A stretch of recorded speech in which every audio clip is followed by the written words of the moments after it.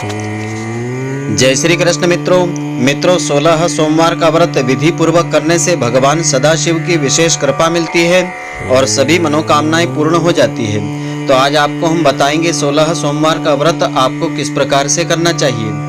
तो मित्रों, आप सभी का बहुत बहुत स्वागत है आपके अपने ही चैनल एस्ट्रो गुरुजी में। यदि आपने अभी तक हमारे चैनल को सब्सक्राइब यदि नहीं किया हो तो अभी सब्सक्राइब कर लें और बेल आइकन को अवश्य दबाएं, जिससे हमारे अगले आने वाले नए वीडियो की नोटिफिकेशन सबसे पहले आपके पास पहुंचे।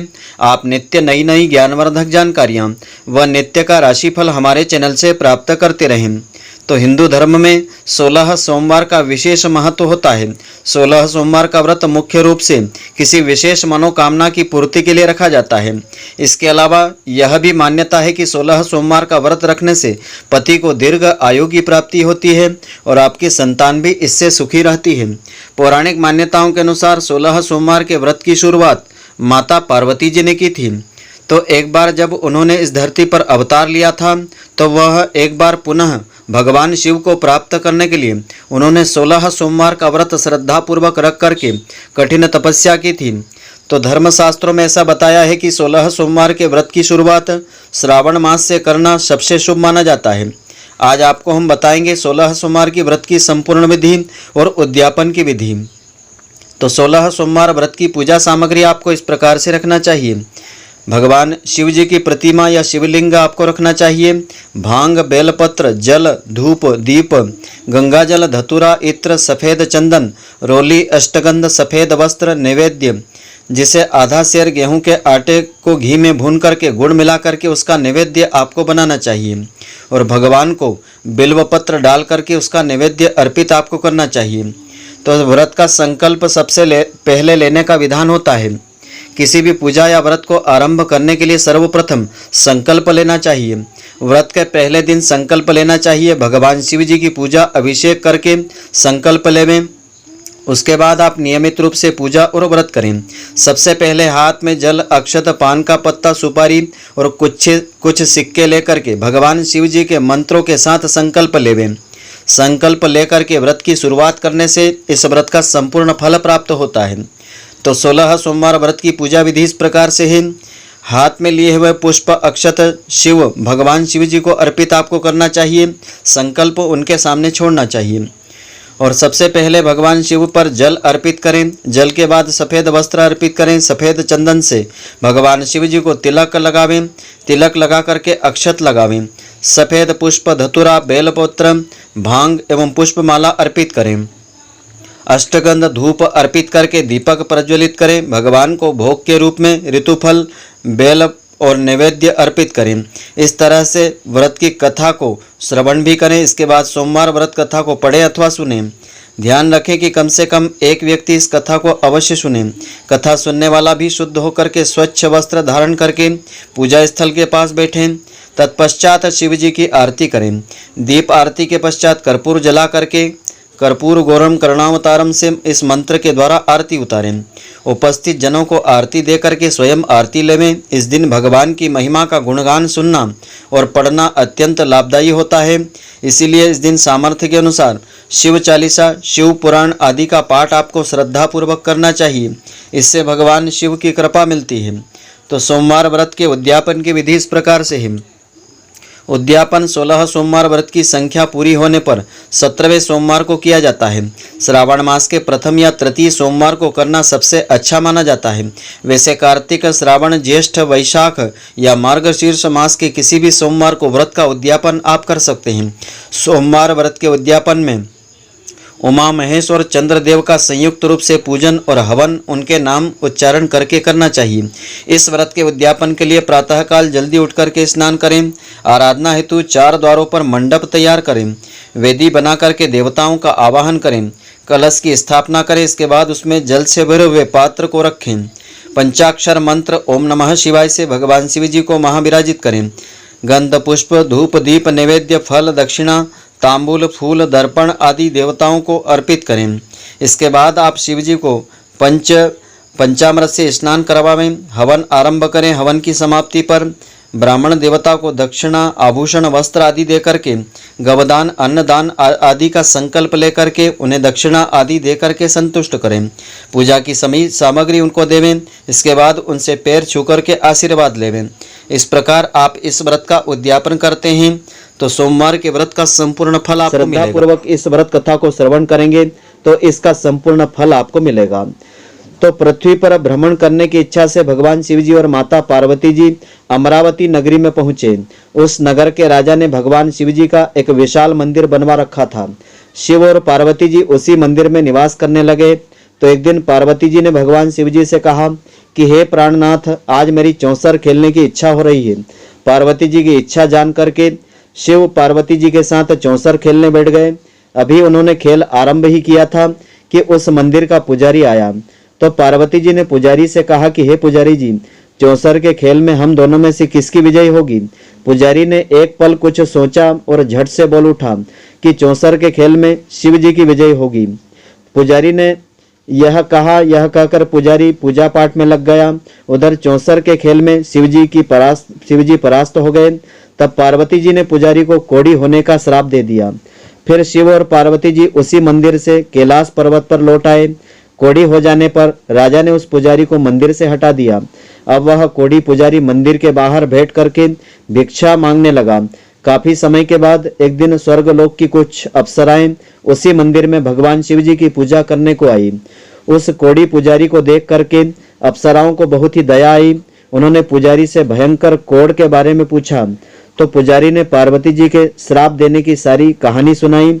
श्राप की कहानी सुन करके अप्सराओं ने पुजारी को कहा कि हे ब्राह्मण, तुम चिंता मत करो, दुख मत करो, तुम उत्तम 16 सोमवार का विधिवत व्रत करो, तुम्हारे सभी दुख कष्ट दूर हो जाएंगे। तो पुजारी ने अप्सराओं से कहा, लेकिन मुझे 16 सोमवार व्रत की विधि का कुछ पता नहीं है। तब अप्सराएं 16 सोमवार व्रत की विधि बतला करके स्वर्ग लोक को चली गई। पुजारी ने अप्सराओं के कथन अनुसार विधिवत श्रद्धा पूर्वक 16 सोमवार के व्रत को किया तो भगवान शिव की अनुकंपा से उनका कोढ़ का रोग जो था वह नष्ट हो गया। उस नगर के राजा ने फिर मंदिर में पुजारी उसे बना दिया। मंदिर में भगवान शिव जी की पूजा करता हुआ वह ब्राह्मण पुजारी आनंद से जीवन व्यतीत करने लगा। कुछ दिनों के बाद शिव और पार्वती जी उसी मंदिर में पधारे। पुजारी को स्वस्थ देख करके पार्वती जी ने आश्चर्य से उसके रोग मुक्त होने का कारण पूछा। तो पुजारी ने बड़े करुण स्वर में उन्हें 16 सोमवार व्रत करने की सारी कथा सुनाई। तो पार्वती जी भी 16 सोमवार का व्रत करने की बात सुनकर के बहुत ही प्रसन्न हुई।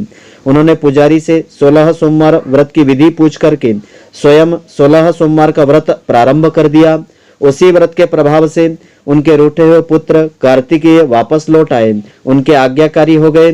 कार्तिकेय ने अपने हृदय परिवर्तन के संबंध में पार्वती जी से पूछा कि हे माता, आपने ऐसा कौन सा उपाय किया था जिससे कि मेरा क्रोध नष्ट हो गया है और मैं वापस आपका आज्ञाकारी बन गया। तब पार्वती जी ने मुस्कुराते हुए कहा, कार्तिकेय को 16 सोमवार के व्रत की सारी विधि बतलाई। कार्तिकेय ने अपने एक ब्राह्मण मित्र के परदेश चले जाने से बहुत दुखी हो रहे थे। तो मित्र को वापस लौटाने के लिए कार्तिकेय ने 16 सोमवार के व्रत की विधि पूछी। पार्वती जी ने कार्तिकेय जी को 16 सोमवार के व्रत की सारी विधि बतला दी। कार्तिकेय ने भी 16 सोमवार का व्रत करते हुए ब्राह्मण मित्र के वापस लौट आने की कामना प्रकट की। तो व्रत के समापन के कुछ ही दिनों के बाद उनका मित्र लौट आया। इसी तरह कार्तिकेय से व्रत की विधि पूछ करके ब्राह्मण नवयुवक ने में भी यह 16 सोमवार का व्रत किया। 16 सोमवार व्रत का समापन करने के बाद ब्राह्मण नवयुवक ब्रह्मदत्त यात्रा पर निकल पड़ा। कुछ दिनों के बाद ब्रह्मदत्त एक सुंदर नगर में पहुंचा। उस नगर की भव्य सजावट को देख करके ब्रह्मदत्त ने एक व्यक्ति से कारण पूछा। उस व्यक्ति ने बताया कि नगर के राजा हर्षवर्धन की बेटी राजकुमारी गुंजन का स्वयंवर हो रहा है। उस स्वयंवर में अनेक राज्यों के राजकुमार आए हैं। स्वयंवर में राजा हर्षवर्धन की हाथिनी जिसके गले में जय माला डाल देगी उसी के साथ राजकुमारी का विवाह होगा। तो ब्रह्मदत्त भी उत्सुकतावश महल में चला गया। वहां पर एक विशाल स्थल पर बहुत से राज्यों के राजकुमार बहुमूल्य वस्त्रों से सजे हुए ऊंची कुर्सियों पर आसन पर बैठे थे। तभी एक सजी धजी हाथिनी सुंड में जय माला लिए हुए वहां पर आई। उस हाथिनी के पीछे अति सुंदर राजकुमारी गुंजन दुल्हन की वेशभूषा में चल रही थी। राजकुमारों के आगे से चलती हुई हाथिनी ब्रह्मदत्त के समीप पहुंची और उसके गले में जय माला डाल दी। तुरंत ही राजा ने राजकुमारी का विवाह ब्रह्मदत्त से कर दिया। तो 16 सोमवार के व्रत के प्रभाव से ब्रह्मदत्त का भाग्य बदल गया। एक दिन राजकुमारी गुंजन ने ब्रह्मदत्त से पूछा कि हे प्राणनाथ, आपने कौन सा शुभ पुण्य कर्म किया था जो उस हाथिनी ने राजकुमारों को छोड़ करके आपके गले में जयमाला डाल दी। ब्रह्मदत्त ने मुस्कुराते हुए कार्तिकेय द्वारा 16 सोमवार व्रत करने की सारी कहानी सुना दी। अपने पति से 16 सोमवार का महत्व जान करके राजकुमारी गुंजन ने पुत्र की इच्छा से 16 सोमवार का उत्तम व्रत किया।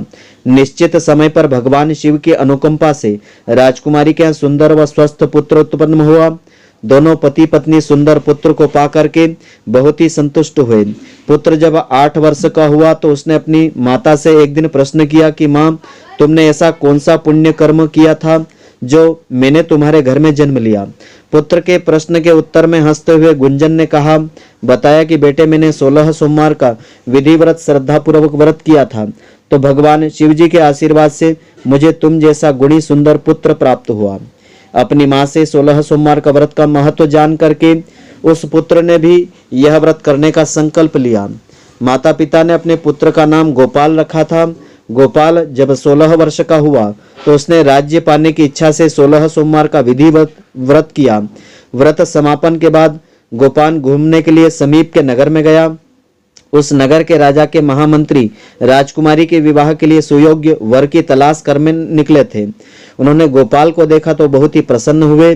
फिर गोपाल से उसके माता पिता के संबंध में बातें करके उसे अपने साथ महल में ले गए। वृद्ध राजा ने गोपाल को पसंद कर लिया। बहुत ही धूमधाम से राजकुमारी का विवाह उसके साथ करवा दिया। 16 सोमवार के व्रत को करने से गोपाल महल में पहुंच करके आनंद से रहने लगा।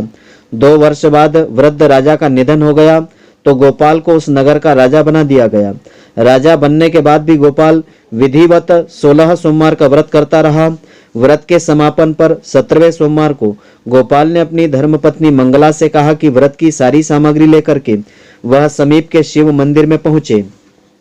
लेकिन उसकी पत्नी मंगला ने पति की बात की परवाह नहीं करते हुए सेवकों के द्वारा पूजा की सामग्री मंदिर में भिजवा दी। मंगला स्वयं मंदिर में नहीं गई। जब गोपाल ने भगवान शिव जी की पूजा पूरी की तो आकाशवाणी हुई कि हे राजन, तेरी रानी मंगला ने 16 सोमवार का व्रत का अनादर किया है।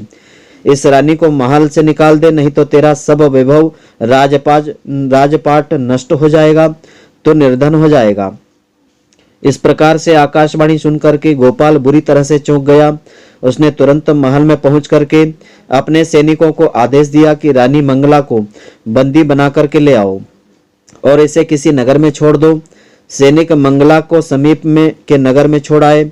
महलों की रानी मंगला भूखी प्यासी उस नगर में भटकती हुई एक नगर में एक तेली के घर में पहुंची। उस तेली ने तरस खा करके मंगला को अपने घर में रहने के कह दिया। लेकिन तभी भगवान शिव के प्रकोप से तेल के भरे मटके एक क्षण में फूटने लगे। तेली ने मंगला को मनहूस जान करके अपने घर से निकाल दिया।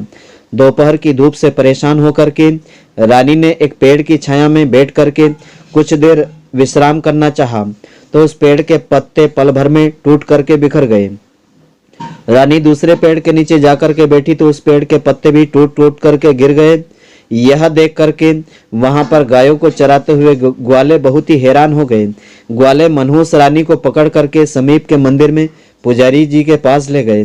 पुजारी भी रानी के दुर्भाग्य से चिंतित होता हुआ बोला कि हे पुत्री, अवश्य ही तुमसे कोई अनुचित कर्म हो गया है, जिसके कारण देवता तुमसे नाराज होकर के तुझे इतना कष्ट दे रहे हैं। पुजारी की बात सुनकर के रानी ने अपने पति के आदेश पर मंदिर में न जाने और शिव की पूजा नहीं करने की सारी बातें बताई। तब पुजारी ने कहा कि अब तुम कोई चिंता मत करो, कल सोमवार का दिन है, कल से तुम 16 सोमवार के व्रत को करने का संकल्प लो। भगवान शिव अवश्य ही तुम्हारे दोषों को क्षमा करके तुम्हारे भाग्य को परिवर्तित कर देंगे। पुजारी की बात मान करके रानी ने 16 सोमवार का व्रत आरंभ कर दिया। जब रानी ने 17वें सोमवार को विधिवत व्रत का समापन किया तो उधर उसके पति राजा गोपाल के मन में रानी की याद फिर से आई। राजा गोपाल स्वयं उस मंदिर में पुजारी के पास पहुंचा, रानी को अपने महल में ले आया। रानी मंगला 16 सोमवार का व्रत करते हुए महल में आनंद पूर्वक रहने लगी। भगवान शिव की अनुकंपा से उसके जीवन में सुख ही सुख भर गया। 16 सोमवार के व्रत को करने और कथा को सुनने से मनुष्य की समस्त कामनाएं पूर्ण होती है। इस व्रत का संपूर्ण फल प्राप्त होता है। तो स्त्री पुरुष आनंद पूर्वक जीवन यापन करते हुए मोक्ष को प्राप्त कर लेते हैं। तो मित्रों, आशा करता हूं कि आपको हमारी यह ज्ञानवर्धक जानकारी पसंद आई होगी। यदि आपको पसंद आई हो तो आप हमारे वीडियो को अधिक से अधिक शेयर अवश्य करें, जिससे अधिक से अधिक भक्तजन इसका लाभ प्राप्त करते रहें, इसका पुण्य फल आपको भी प्राप्त होता रहे। और आप हमारे वीडियो को लाइक करना नहीं भूलें। धन्यवाद। जय श्री कृष्ण मित्रों, फिर मिलेंगे।